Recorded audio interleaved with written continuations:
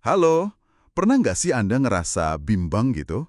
Pas harus milih antara, katakanlah, dua opsi yang ada untung ruginya. Hari ini kita mau coba selami nih, persis gimana cara Anda bikin keputusan semacam itu. Apalagi kalau ada risikonya. Kita bakal kupas satu gagasan klasik dari Daniel Bernoulli. Dan kenapa teorinya itu, meskipun kedengeran logis banget ya, ternyata agak meleset gitu buat nangkap cara kerja pikiran kita sebenarnya. Sumber kita dari buku Thinking Fast and Slow, fokus ke bagian yang bahas, kesalahan Bernoulli. Oke deh, mari kita coba bedain ya, misi kita hari ini apa nih? Biar ngerti gitu kenapa sih teori yang kelihatannya elegan banget soal cara kita nimbang untung rugi itu, kok keliru ya? Dan yang lebih penting lagi, apa artinya ini buat pilihan-pilihan Anda sehari-hari, dari yang kecil sampai yang gede? Jadi, ada pemikir hebat nih, namanya Daniel Bernoulli. Dia punya ide, wah, cemerlang lah pada masanya. Idenya tuh gini, pas Anda dihadapkan sama pilihan berisiko, misalnya taruhan lah ya, Anda bakal ngeevaluasinya berdasarkan gimana pilihan itu ngubah total kekayaan Anda secara keseluruhan. Konsepnya disebut utilitas. Gampangnya, seberapa happy atau nilai subjektif yang Anda dapat dari sejumlah uang. Nah, menurut Bernoulli, utilitas ini nyambungnya langsung ke tingkat kekayaan Anda. Masuk akal sih ya. Dapat tambahan 100 juta rupiah pasti rasanya beda banget kalau Anda mulainya dari nol dibanding kalau katakanlah Anda udah punya 10 miliar gitu. Nilai uangnya relatif. Iya, benar. Dan gagasan itu emang mempunyai daya tarik logika yang kuat banget. Intinya ya, Bernoulli itu bilang kita bikin keputusan dengan bandingin kondisi kekayaan akhir yang ditawarin tiap opsi. Mana yang bikin Anda paling senang secara absolut di ujung ceritanya gitu. Ini asumsinya kita semua ini kayak kalkulator rasional ya, yang fokusnya cuma ke hasil akhir kekayaan total. Kedengerannya rapi banget ya, matematis gitu.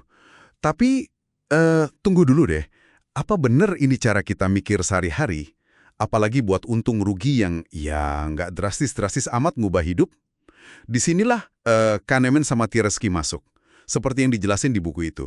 Mereka sadar, coba deh Anda pikirin. Pas Anda misalnya untung 1 juta atau rugi 1 juta, apa Anda langsung otomatis ngitung gitu total aset Anda di bank jadi berapa sekarang? Kayaknya jarang banget ya kita gitu. Nah, itu dia poin krusialnya. Kecuali kalau kita ngomongin jumlah yang ekstrim banget atau kondisi finansial yang, wah, sulit sekali ya. Kita tuh cenderung nggak mengevaluasi pilihan dari sudut pandang, kekayaan absolut. Sebaliknya, riset mereka nunjukin kita ngelihatnya itu sebagai keuntungan atau kerugian. Tapi relatif terhadap apa? Relatif terhadap sebuah titik acuan atau reference point. Titik acuan ini biasanya ya kondisi kita sekarang ini, status quo lah, atau mungkin ekspektasi kita. Nah ini nih elemen psikologis yang sering kita abain padahal fundamental banget. Wah, jadi bukan total kekayaan ya patokan utamanya. Menarik nih. Terus gimana tepatnya titik acuan ini bekerja? Bisa kasih gambaran nggak? Oke, tentu. Gini deh, bayangin Anda nemu uang 50.000 di jalan.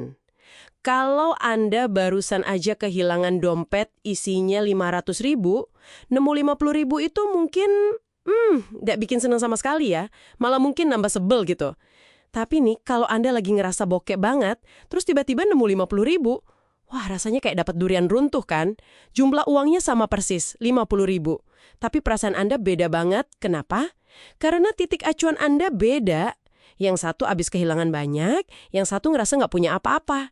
Kita itu bereaksi terhadap perubahan dari titik acuan kita itu. Ah, iya. Masuk akal banget.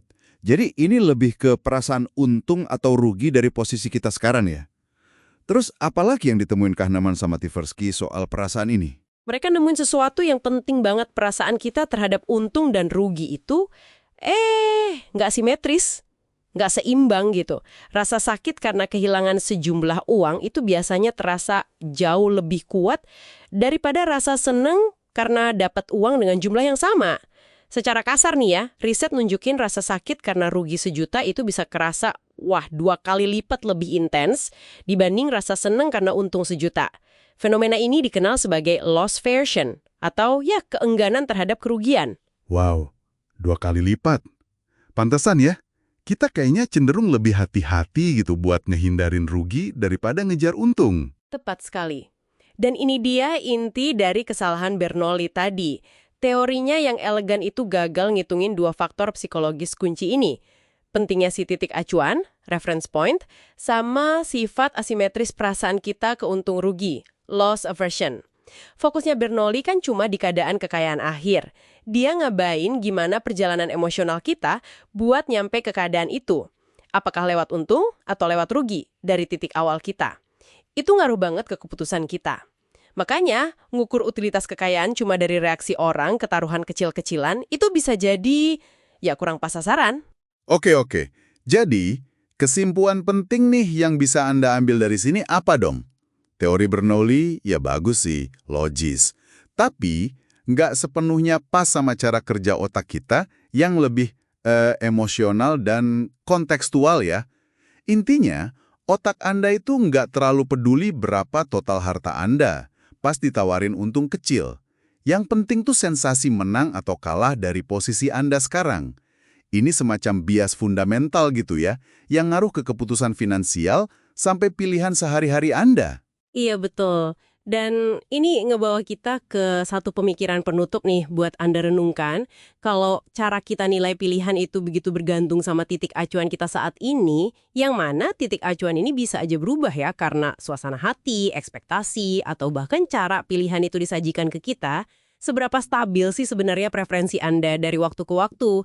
Dan gimana kesadaran soal peran titik acuan sama keengganan rugi ini bisa bantu Anda bikin keputusan yang lebih bijak dan konsisten ke depannya, biar nggak gampang keombang-ambing sama bingkai sesaat gitu.